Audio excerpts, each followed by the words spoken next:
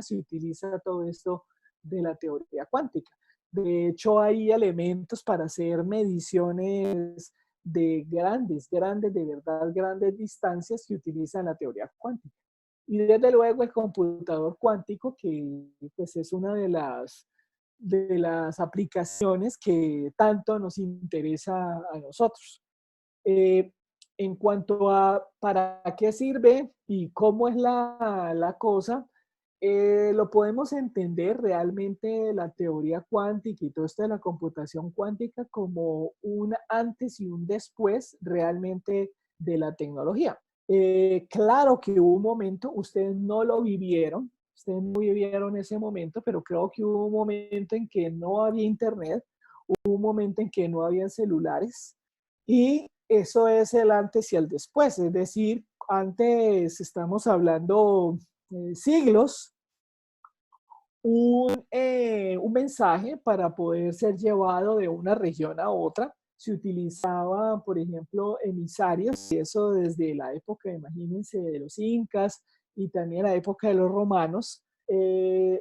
Habían una serie como de carreteras, más que carreteras eran unas vías donde por ahí corrían los emisarios y se le entregaba el mensaje a uno de ellos y entonces el emisario salía corriendo hasta la siguiente caseta que quedaba a kilómetros y luego él se quedaba, digamos, viviendo en esa caseta y la persona que estaba en esa caseta donde llegó el primer emisario, que era el segundo emisario, salía corriendo hacia la siguiente caseta y en la siguiente caseta alguien lo esperaba, el anterior se quedaba allí y este seguía corriendo y así sucesivamente. Y para devolverse, obviamente, el mensaje, pues, ¿qué sucedía? Pues llegaba un mensaje a la caseta enésima y luego a la N-1, a la N-2 y así sucesivamente hasta que la respuesta del mensaje volvía. Obviamente, pues eso era la tecnología que había en ese entonces. Estamos hablando que, pues, estamos hablando hace realmente miles de años, miles. Eh, Después, pues obviamente estas personas se subieron a animales y se fueron a caballo para entregar los mensajes, claro que sí. Y después, perfectamente, estos mensajes ya fueron enviados en barco y de luego se utilizaban entonces las cartas y después, obviamente, se utilizó aviones para enviar. Pero miren que la tecnología como tal en profundidad no cambiaba, sino que lo que sucedía era que el medio y los mecanismos cambiaban, pero la tecnología era prácticamente la misma.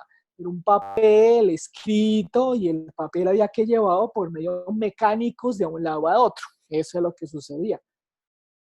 Por más veloz que sea el avión, por más veloz que se escriba la carta, pues nunca le va a obviamente ganar a un correo electrónico, porque fue un cambio tecnológico abismal.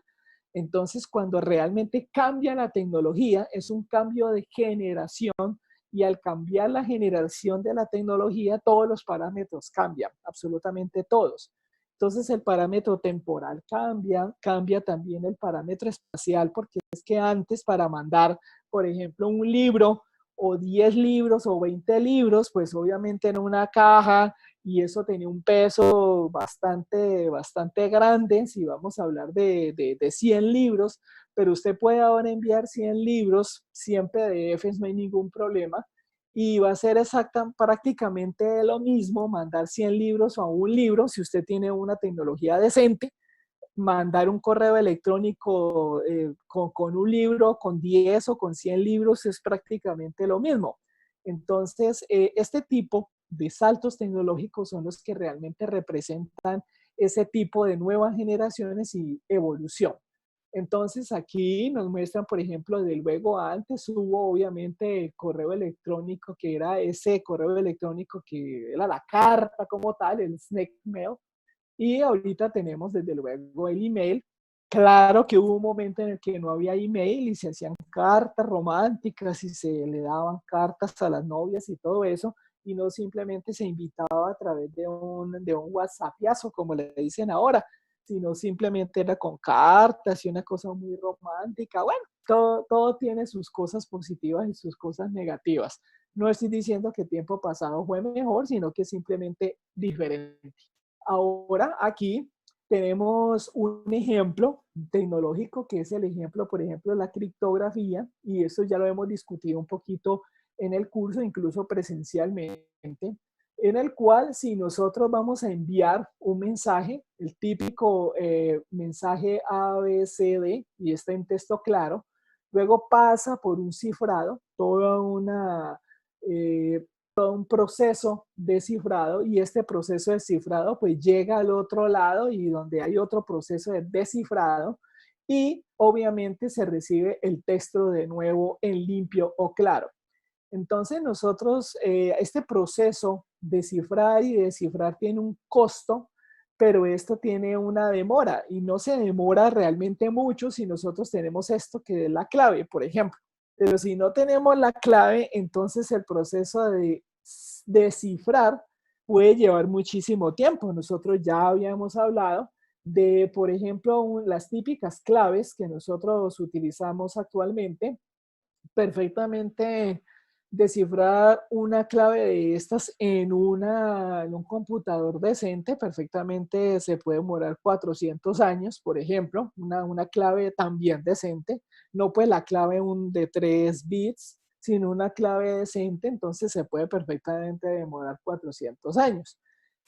Esa clave es buena porque dentro de 400 años, cuando puedan observar cuál era nuestra clave, pues ya no hay riesgo porque no estamos ni nosotros, ni nuestros hijos, ni muy seguramente ni los hijos de nuestros hijos. Pero la idea es que deja de ser segura la clave cuando ya tenemos un modelo computacional que es muchísimo más veloz y que perfectamente puede descifrar algo que costaba en términos normales 400 años, ahora perfectamente minutos o milisegundos dependiendo del poder de cómputo. Entonces, este tipo de elementos es lo que hace realmente que se piense una de las tantas utilidades que podría tener una máquina tan veloz y tan aventajada como los computadores cuánticos.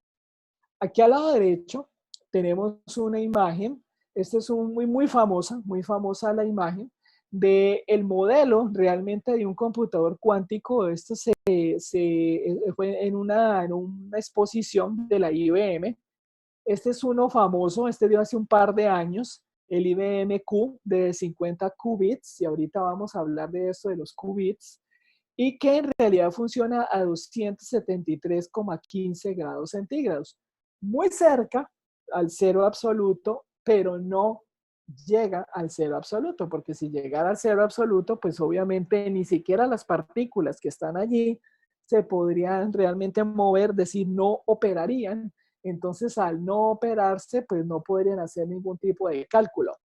Lo que estamos viendo aquí es más como el procesador, digámoslo en términos que entendamos fácilmente, pero todo el resto, falta el resto, digamos así, de la CPU, es todo un sistema muy grande y muy costoso de enfriamiento para poder llegar a estos niveles de frío o de temperatura bajo cero que en la Tierra no existen y que realmente en el espacio son supremamente difíciles de conseguir.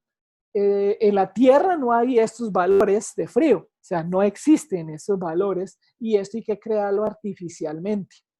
Eh, Hay que enfriar a esos niveles el computador y las partículas que están allí para poder hacer los cálculos para que queden literalmente quietas, congeladas, casi hasta la totalidad sí, que no se puedan mover, pero no llegan a ese nivel del cero absoluto que definitivamente ni siquiera les permita recibir información. Es decir, tanto frío como que no se puedan ni mover, que no se puedan mover, pero no tan frío que no puedan almacenar la información. Esa es la idea. Y por eso se utilizan estos niveles de frío tan absurdos. Esta es una forma de poder garantizar que las partículas reciben información. Ahorita vamos a mirar por qué hay necesidad de estos extremos, de esto tan exagerado. Hay otras formas, Asimismo, como se puede conseguir que las partículas queden quietas para recibir información, a través del frío, también se puede lograr a través de unas cantidades de energías impresionantes, mucha energía eléctrica, campos electromagnéticos muy altos, muy fuertes. También se puede hacer, por ejemplo, a presiones, muy, muy altas presiones. Entonces, pues casi siempre parece ser que esto funciona es en los extremos. Eso es lo que pasa, o por lo menos eso es lo que parece hasta ahora. Preguntas, comentarios hasta el momento. Preguntas. Si hay comentarios pueden escribir allí, no hay ningún problema, lo pueden escribir en el chat y lo discutimos para que las cosas queden obviamente claras. ¿Seguro? ¿No hay ningún comentario? ¿Todo está supremamente bien?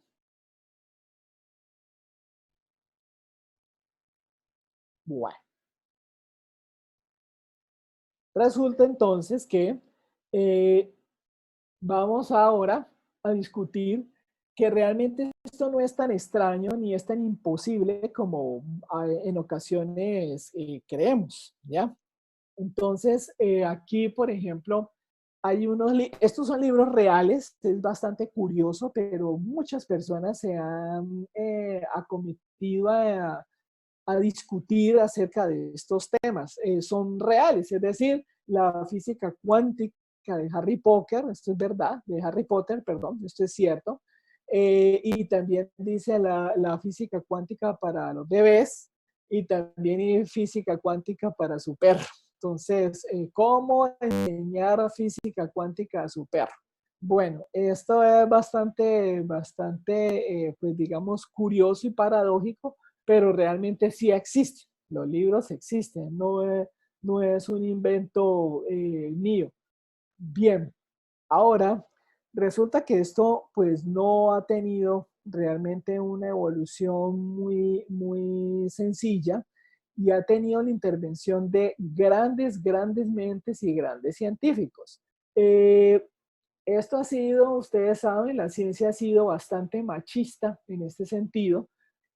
Si a las mujeres se les hubiese permitido estudiar en la universidad siempre, obviamente aquí también habría mujeres y si desde luego a los latinoamericanos y si a los afroamericanos les hubieran permitido estudiar en las universidades y acceder obviamente a los laboratorios, entonces aquí desde luego tendríamos algún Rodríguez y tendríamos obviamente algún afroamericano aquí también, pero obviamente la historia ha cometido muchos errores y la época en que Max Planck, Bohr, Schrödinger y todos ellos estudiaban en las universidades, no dejaban acceder a otras personas que no fueran hombres, monos y ojiazules.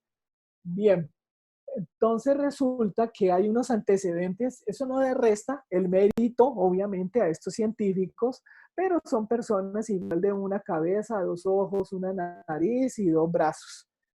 Personas que se han dedicado muchísimo a la ciencia, pero que no hay que ser de allá ni ser necesariamente de la nacionalidad de ellos para entender estos temas.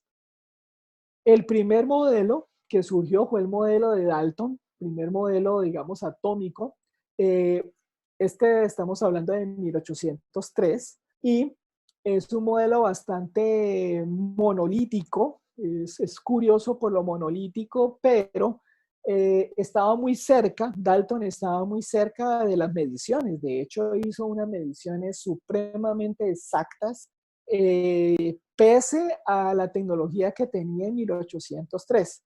Obviamente no tuvo la suficiente pues, herramientas para poder ver más a fondo, pero las mediciones que hizo Dalton y el comportamiento del átomo que describió Dalton fue bastante preciso, teniendo en cuenta desde luego todo lo que él enfrentó y la tecnología que había obviamente en el siglo XIX. Después, en el siglo XX, ya teníamos la concepción de Thomson, Thomson ya le tocó obviamente un poquito más, pues más ventajas, ya tenía más ventajas. Entonces aquí fue donde se estableció la carga positiva y negativa que tenía. Todavía no había la diferenciación realmente de electrones y protones como tal el nombre, pero Thomson sí pudo por lo menos encontrar que había parte positiva y parte negativa y que había varias cargas allí adentro. Esto fue un avance muy, muy, muy significativo.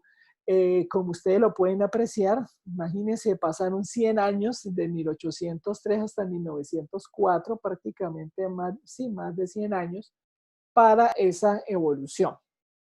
Después vino otra evolución supremamente interesante que fue de Rutherford. Ya ahí Rutherford encontró el núcleo, ya por lo menos lo descubrió y lo pudo describir. Esto también fue otro avance impresionante porque antes con la concepción de Thomson pues era simplemente era cargas, pero no tenía centro, no tenía un núcleo. Después entonces Bohr, y aquí es donde viene el quiebre realmente de la concepción, Bohr entonces ya no solamente pudo verificar que había positivo y negativo, sino que además había niveles de cargas de energía. Eso fue muy rápido entre Rutherford y Niels Bohr, pasaron 2 años, esto ya era otra época, ya había por lo menos unos rudimentarios microscopios, pero existía un poco más de tecnología. Y después vino otra concepción muy moderna de 1926 de Schrödinger, donde ya realmente el dibujo cambió, ya no había como una especie como de círculos o anillos permanentes que, donde estaban los electrones y los protones, sino que ya era una nube realmente aquí de elementos. Entonces ya era una nube, ya era el modelo de nube de electrones. Entonces esto cambió realmente ostensiblemente la concepción del átomo y las partículas. De hecho aquí, a partir de aquí, de Schrödinger, fue cuando se dijo que la naturaleza tenía una forma o se movía de una forma cuando nosotros la estábamos observando y otra totalmente diferente cuando no la estábamos observando. Entonces aquí aparece el concepto de la interferencia realmente de la observación cuando le hacemos interferencia a la observación y cuando definitivamente nosotros recibimos los datos de los experimentos, pero sin observar. Ahorita vamos a profundizar un poco más en ese concepto de qué es la observación y qué no. Eh, Estos científicos que están aquí al lado derecho son los que fueron alimentando toda esta concepción realmente desde Max Planck, que fue el que se puede considerar el papá de todo esto de la teoría cuántica.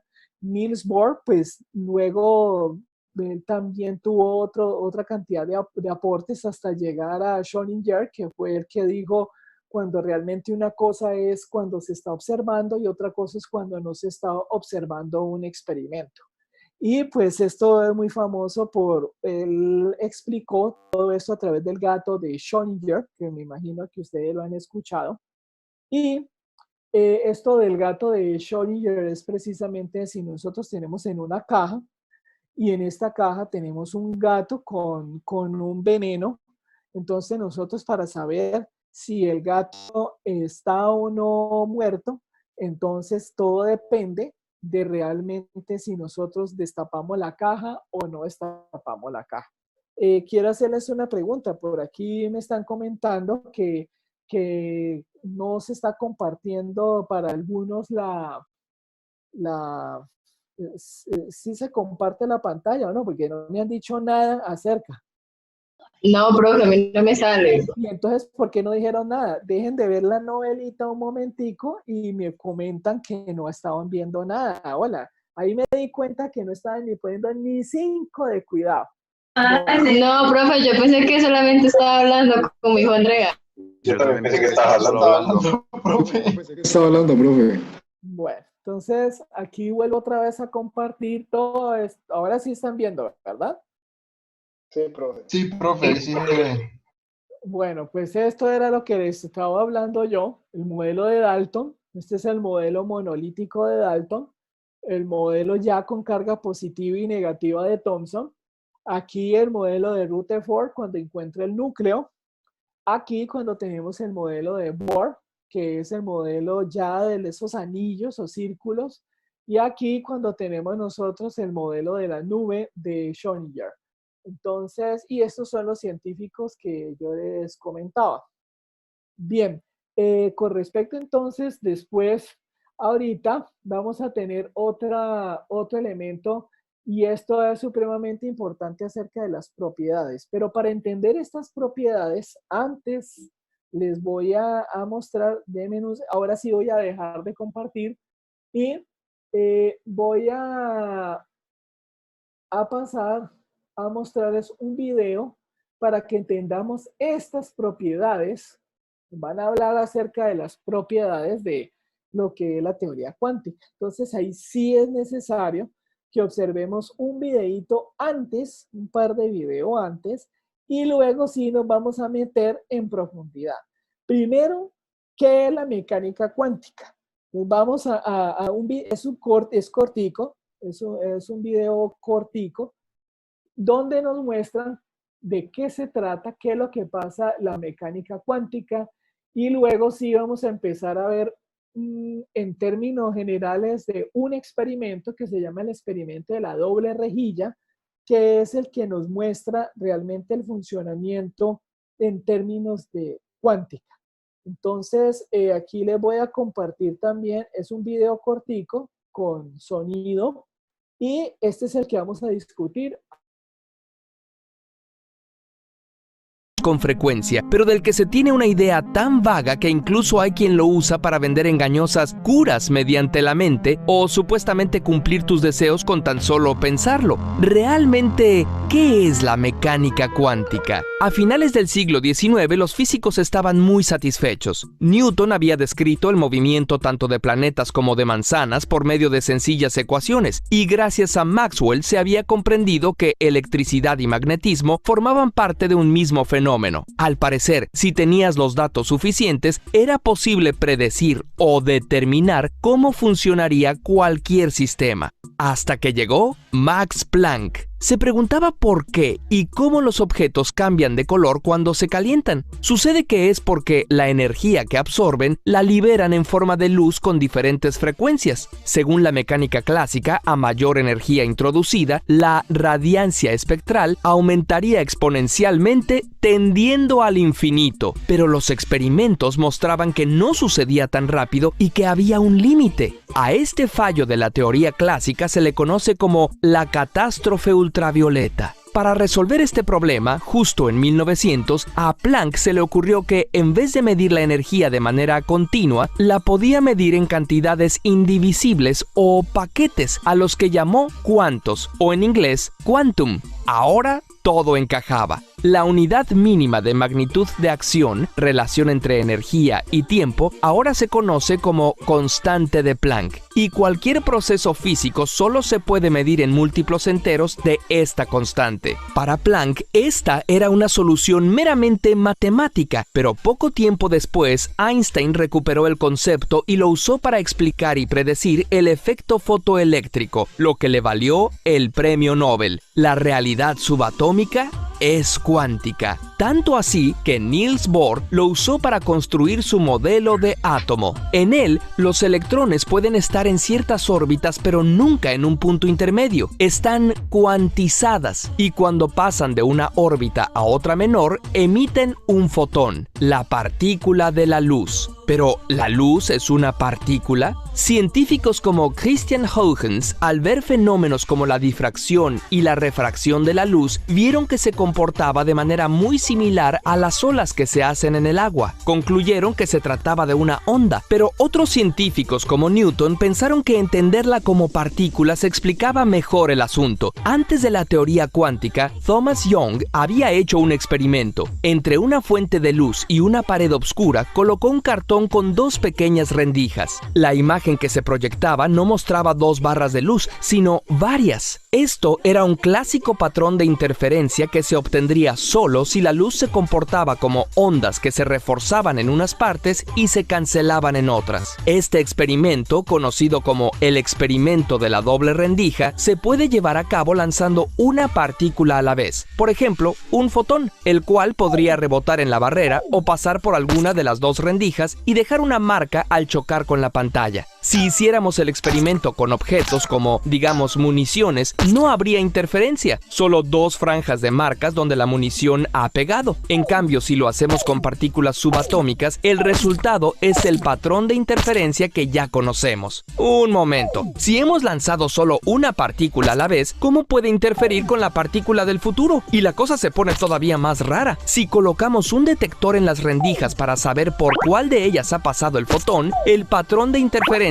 desaparece y la luz se comporta como municiones. Es como si la mera observación cambiara el resultado del experimento. A este fenómeno se le llama dualidad onda-partícula de la luz. La verdad es que tanto onda como partícula son ideas de nuestro mundo cotidiano que intentamos usar para explicar el mundo cuántico, cuya naturaleza muchas veces va en contra de nuestra intuición. Otra consecuencia extraña de la mecánica cuántica es el principio de indeterminación o de incertidumbre de Heisenberg. Está matemáticamente demostrado que no se pueden saber dos magnitudes de una partícula al mismo tiempo. Si conoces su posición, es imposible saber la cantidad de movimiento y viceversa. La indeterminación cuántica también se aplica en el llamado efecto Hamlet. Los materiales radioactivos tienden a decaer hasta dejar de serlo. Si no se observa, un átomo radioactivo se encuentra en dos estados simultáneamente: ser y no ser radioactivo. De ahí el experimento mental ideado por Schrödinger. Si la vida de un gato depende de un átomo en superposición de estados, ¿el gato está vivo y muerto al mismo tiempo? Pareciera que así es, hasta que alguien lo observa. Estos extraños resultados han tenido múltiples interpretaciones, entre ellas una que dice que existen universos paralelos. Una pregunta que resolveremos en otro video, curiosamente. Si quieres saber más de física cuántica, te recomendamos estos videos de los canales Date un Voltio y Quantum Fracture. Y suscríbete a nuestro canal.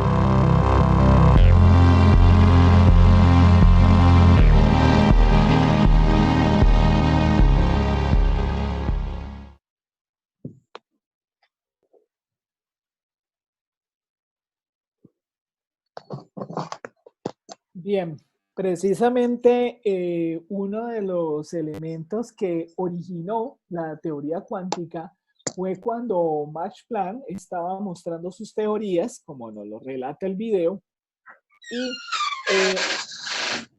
Einstein, que era esta persona que realmente cuando alguien no estaba de acuerdo con la teoría de la relatividad, entonces él lo atacaba incesantemente para solucionar un problema o un hueco teórico que tenía precisamente la teoría la teoría cuántica.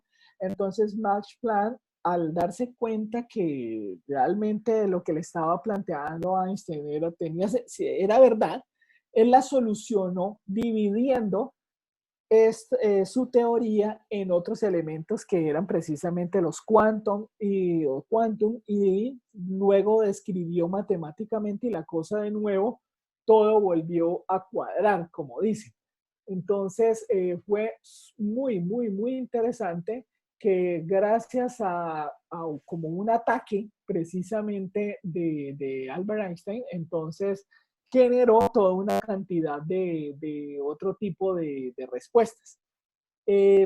Para las personas que no alcanzaban a ver, de pronto no sé de dónde no vieron, eh, estábamos hablando de estos 3 libros, no sé si estos sí los alcanzaron a ver, estos eran los libros que estaba yo describiendo ahora, de física cuántica de Harry Potter, la física cuántica para bebés y cómo enseñar física cuántica a su perro. Y aquí también tenemos lo que yo les estaba explicando acerca del computador cuántico. Este es el IBM Q de 50 qubits y que está funcionando en realidad a menos 273,15 grados centígrados, no al cero absoluto como lo dice la portada. Y aquí veíamos la comparación realmente entre la tecnología del snail mail, que era pues el mail físico, digámoslo así, y el correo electrónico. Esto es lo que estábamos discutiendo hasta este momento. Y aquí, estas son las imágenes de la segunda revolución cuántica, que es el computador cuántico. Cada uno de estos es un qubit. Ahorita lo vamos a dar una definición un poco mejor acerca de eso. Y aquí una gráfica acerca de cómo sería realmente una red cuántica, que de hecho ya, como les había comentado, en China existen ciertos acercamientos bastante comerciales a eso. Y la utilización de todo lo que es la mecánica cuántica para hacer mediciones en metrología.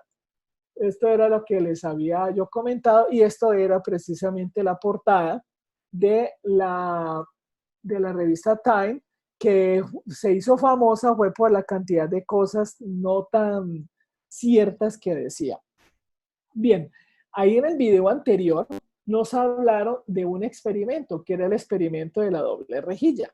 Entonces ahora quiero mostrarles un video cortico en el cual nos explican precisamente eso de qué se trata del experimento de la doble rejilla para que entendamos ahora la computación cuántica, porque es que resulta que si no vemos esto u otro, entonces hay algunas cosas que les puedo decir más adelante que no van a ser como tan de comprensión tan inmediata.